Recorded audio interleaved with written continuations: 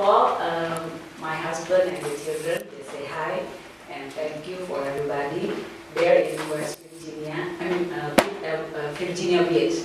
They have a tournament for our children there, so hopefully they do well. On behalf of my family and on behalf of Johannes, Manu and Lulukai family, I'm here just want to say thank you. First of all, my uncle, Johann Moses Johannes, was born in Jakarta, December 16, 1937. He was the youngest out of 3 children.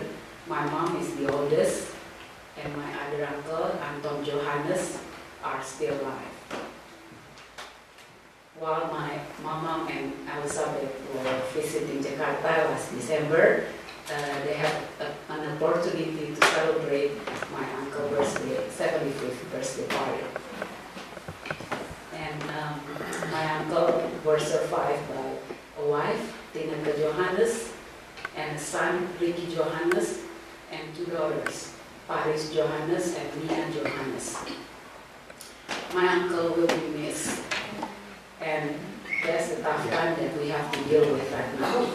And that's truly the hard time that our family has to deal with. But in 2 Corinthians 5, 8-9 said to depart from this body and to be present with the Lord. And that's the good news for all of us that believe, and that's the good news for all of us that follow Jesus Christ as our Lord and Savior. And on behalf of our family, I just want to say thank you, first of all, for Pastor Victor Hamel for put up all this memorial service for my uncle, and also for deaconess and deacons for all your support, your love, and your comfort for our family, and also all our friends and family that showed your care and your comfort during this tough time, especially for my mom.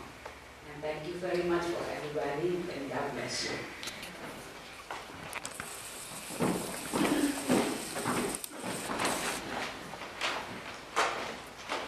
Dalam peristiwa kedukaan, yang kita butuhkan adalah topangan dari Tuhan. Yang kita perlukan adalah penghiburan dari Tuhan. Karena itu Tuhan selalu berkata, kenallah jiwamu, karena Tuhan menjadi penolong kita.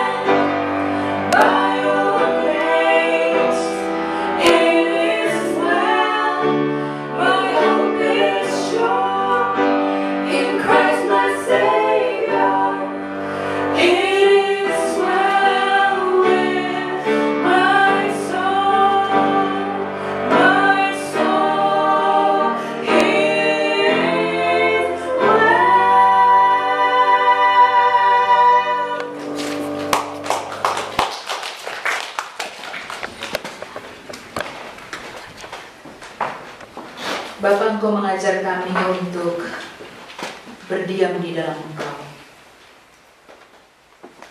mendapatkan keteduhan dan ketenangan melalui pertolongan dan juga melalui topangan. Saat ini kami kembali berada di dalam rumah-Mu untuk mendengarkan firman Tuhan, sebab kami tahu dari firman Tuhanlah kami akan mendapatkan topangan dan kami akan mendapatkan kekuatan, khususnya bagi keluarga besar Manu, keluarga besar Johannes, keluarga besar Ruhukai, yang mengalami kedukaan karena ditinggal oleh orang yang mereka kasihi. Bapa, kami siap untuk menerima firman-Mu, bersabdalah karena kami sedia mendengarkan. Dalam nama Tuhan Yesus Kristus, Sang Sumber kehidupan, kami berdoa. Amin. Ayub pasal 42 ayat 1 sampai 6. Demikian pembacaan firman Tuhan. Ayub 42 ayat 1 sampai 6. Ayub mencabut perkataannya dan menyesalkan diri. Maka jawab Ayub kepada Tuhan, aku tahu bahwa Engkau sanggup melakukan segala sesuatu dan tidak ada rencanamu yang gagal. Firman-Mu, siapakah dia yang menyelubungi keputusan tanpa pengetahuan? Itulah sebabnya tanpa pengertian aku telah bercerita tentang hal-hal yang sangat ajaib bagiku dan yang tidak ku ketahui. Firman-Mu, dengarlah, maka akulah yang akan berfirman. Aku akan menanyai Engkau supaya Engkau memberitahu aku.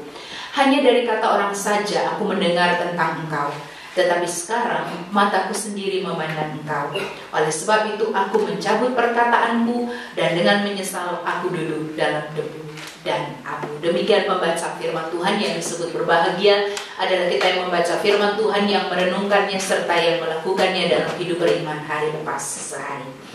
Ibu bapak yang dikasihi oleh Tuhan Yesus Kristus, keluarga yang berduka namun diberkati oleh Tuhan, peristiwa kematian orang yang dekat dengan kita akan selalu menimbulkan perasaan sedih dan juga menimbulkan perasaan kehilangan. Hal ini tidak usah kita persalahkan, kita tidak perlu menyangkali diri, karena memang inilah hakikat kita sebagai manusia, bahwa ketika kita kehilangan orang yang kita kasihi, orang yang kita cintai, ada perasaan sedih dan ada perasaan kehilangan. Mungkin juga kita bertanya-tanya, kenapa kok baru terjadinya sekarang? Kenapa enggak nantilah 5 tahun lagi atau 10 tahun lagi kalau kami sudah benar-benar siap? Atau kalau kami masih ada kesempatan bertemu sekali lagi, seperti tadi disampaikan dalam kesaksian keluarga, masih sempat bertemu kemarin dalam ulang tahun ke-75, kenapa enggak nantilah 80 kami bisa ketemu, 8 pas ulang tahun 80 tahun mungkin, atau 8 ulang tahun yang ke-82 tahun dan seterusnya dan seterusnya. Kenapa harus melewati sakit ya? Mau dalam keadaan yang tenang-tenang lah, jangan lewat keadaan sakit. Sudah ada peningkatan kok, waktu itu sudah nggak di ICU lagi, sudah kembali ke kamar. Tapi kok kenapa ya semua ini harus terjadi? Pertanyaan-pertanyaan seperti itu akan mengganggu pikiran dan benak kita, dan repotnya kita tidak akan pernah menemukan jawabannya. Mengapa? Kita tidak akan pernah menemukan jawabannya mengapa. Kita tidak pernah menemukan jawaban dari apa yang kita harapkan. Pertanyaan-pertanyaan seperti itu akan tetap tinggal di dalam pikiran kita dan menjadi misteri dari kehidupan ini. Ibu bapak yang dikasihi oleh Tuhan Yesus Kristus, sebagai manusia kita hanya bisa menerima semuanya. Dan daripada kita memikirkan mengapa dan mengapa, alangkah lebih indahnya kalau kita mencari hikmah dari semua peristiwa yang telah terjadi, karena itu akan menghiburkan dan menguatkan kita. Dalam peristiwa duka cita banyak orang mengalami kesedihan, tetapi ada banyak juga orang yang melihat bahwa di dalam peristiwa duka cita sesudah itu akan ada hikmah. Saya kira seperti lagu yang di awal tadi mengatakan bahwa kasih Tuhan itu nyata pada waktu yang tepat, jalan itu tidak terlihat pada awalnya, tetapi sesudah awan yang tebal itu akan muncul pelangi kasih yang kekal. Itu lagu yang pertama di dalam ibadah kita mengatakan yang demikian. Sama seperti Ayub, ketika Ayub mengalami kemalangan yang bertubi-tubi, pada awalnya Ayub tidak bisa melihat bahwa ini adalah sebuah hal yang ada hikmah di belakang peristiwa itu. Pada awalnya dia tidak bisa menerima hal itu. Tetapi kemudian dalam perjalanannya Ayub boleh melihat ada hikmat dari Tuhan. Dalam pembacaan kita pada pasalnya yang ke-42, Ayub mengatakan sendiri, tadinya aku hanya mendengar dari orang tentang engkau. Pada ayatnya yang kelima, tadinya aku hanya mengenal, dia mengenal Tuhan hanya dari ucapan-ucapan orang aja, mungkin dari pengajaran-pengajaran, dari khotbah-khotbah, dari ucapan-ucapan orang. Tetapi sekarang, Ayub mengatakan, tetapi sekarang mataku sendiri memandang engkau. Rupanya setelah peristiwa kedukaan yang dialami oleh Ayub, lewat semua peristiwa-peristiwa tragis yang ia alami, tadinya dia mengenal Tuhan hanya lewat perkataan-perkataan orang. Sekarang dia mengenal Tuhan lewat pengenalannya sendiri. Peristiwa-peristiwa yang sulit dalam hidupnya menjadi sebuah pengalaman pribadinya untuk berjumpa dengan Tuhan, mengenal kasih Tuhan. Oleh sebab itu pada ayat selanjutnya dikatakan, oleh sebab itu aku mencabut perkataanku. Mungkin ketika ada peristiwa kedukaan terjadi, dia sempat di dalam ucapannya ataupun di dalam hatinya berdosa kepada Tuhan, mempertanyakan, Tuhan mengapa engkau melakukan ini? Bahkan juga kerabatnya yang lain, teman-temannya, istrinya. Dia mencabut semua perkataan itu dan dengan menyesal dia duduk di dalam debu dan api. Ketika peristiwa kedukaan dilewati, Ayub menemukan sesuatu yang paling berharga dalam hidupnya, bahwa ia mengalami Allah secara pribadi. Dia punya personal experience of God.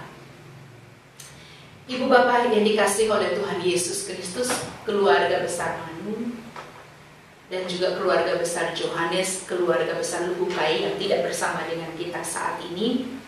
Kalau saya mengatakan bahwa jangan bersedih, jangan berduka, tentu agaknya hal ini mustahil.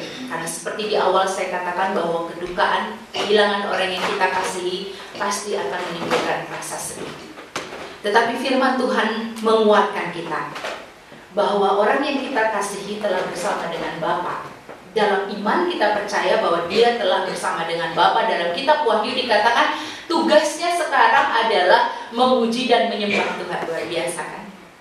Tugasnya sekarang adalah memuji dan menyembah Tuhan.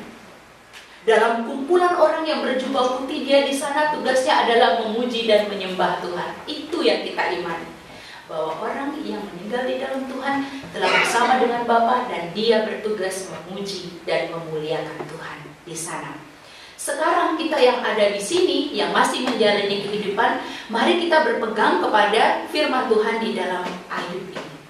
Kita melihat bahwa ada peristiwa kedukaan, tetapi di balik semua ini akan ada hikmat yang Tuhan beri kepada keluarga. Bahwa Tuhan Yesus Kristus di dalam kehidupan keluarga yang ditinggalkan akan menunjukkan kasih, akan menunjukkan kekuatannya, penguatannya kepada keluarga. 22 tahun yang lalu ketika orang tua saya berpulang kepada Tuhan, ayah saya berpulang kepada Tuhan, saya mengira bahwa saya tidak bisa melewati hari-hari. Ketika itu saya belum tamat SMA, baru kelas 1 SMA. Ibu seorang diri. Saya berpikir bahwa saya tidak akan pernah bisa melewati hari-hari. Bagaimana ibu saya bisa membesarkan 5 orang anaknya, sementara dia tidak bekerja. Tetapi ketika saya berdiri sekarang, saya melihat lagi ke belakang, ternyata semua hal itu berubah dan berbeda. Tidak sama seperti apa yang saya pikirkan. Dan saat inilah saya boleh mengatakan kembali kepada keluarga bahwa di balik setiap peristiwa yang sulit dalam kehidupan kita ada hikmat dari Tuhan. Ayub mengalami Tuhan mengasihi dia. Oleh karena itu dia mengatakan, tadinya aku hanya mendengar orang berkata-kata tentang engkau, tetapi sekarang aku mencabut semua perkataanku dan aku melihat dengan mataku sendiri bahwa engkau Allah adalah Allah yang penuh kasih. Peristiwa kedukaan ini, di balik ini ada hikmat bagi kita semua dan juga bagi keluarga, bahwa Tuhan mengasihi keluarga dan hendak menguatkan keluarga. Sekarang sulit, tetapi nanti suatu saat ketika kita menoleh ke belakang, kita melihat bahwa Tuhan menopang, menguatkan keluarga. Terpujilah Tuhan. Amin. Dalam rumah Bapakku banyaklah tempat.